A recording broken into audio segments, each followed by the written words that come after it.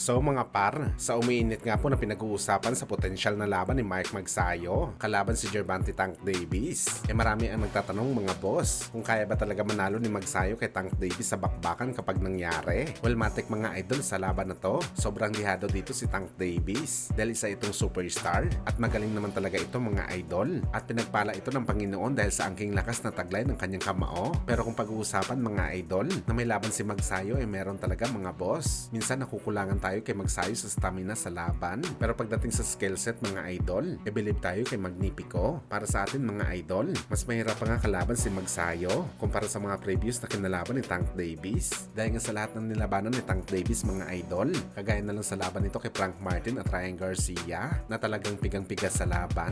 Si Magsayo mga idol hindi na kailangan pigain at mas lalong lalakas pa ito mga idol kapag lumaban ito sa lightweight. At tandaan po natin mga boss, mabilis na fighter po si Magsayo. Kaya kung pag-uusapan lang talaga na may laban si Magsayo kay Tank Davis, walang duda meron talaga mga idol. Nakadepende na lang ito kung kaya ba saluin ni Magsayo ang malakas na hampas ni Tank Davis sa kanya. Dahil kung hindi mga idol, siguradong knockout ang abutin ni Magsayo dito. Pero kung kaya nito mga boss, siguradong magkakapasa talaga na marami sa bukas si Tank Davis sa Pinoy. Sa rason na isa itong bulyong puncher.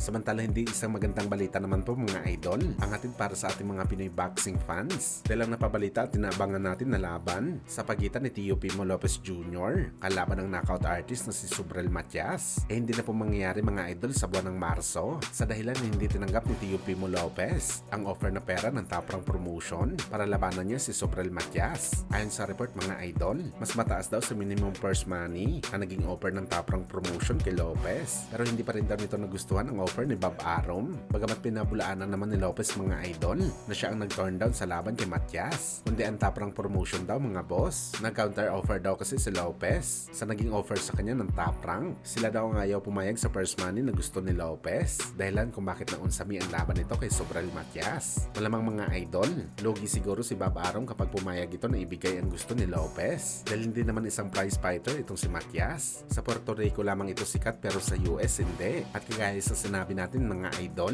basta usapang boxing business, ayaw talaga magpalugin ni Bob Arum. Sinisiguro talaga nito na hindi siya mag-aabuno sa boxing event. Ito ang rason mga idol, bakit tumagal na ng halos 60 years ang Top Rank Promotion na isa pa rin talaga ito sa malakas na promotional company sa ngayong panahon. Sa kabilang banda naman mga idol, Sam Goodman nag-courtesy at pinagtawanan sina Uya Inoue kung saan pinakita nga mga idol ni Sam Goodman na bumalik na ito sa training at puspusan na ang kanyang paghanda sa undisputed fight 2 linggo bago ito mapalaban sa Hapones. At sinabi nito mga idol na tuloy daw at walang aberya ang laban nito sa Japanese Monster. One stand away from his trouble. Like you start, so you fucking. There's cash.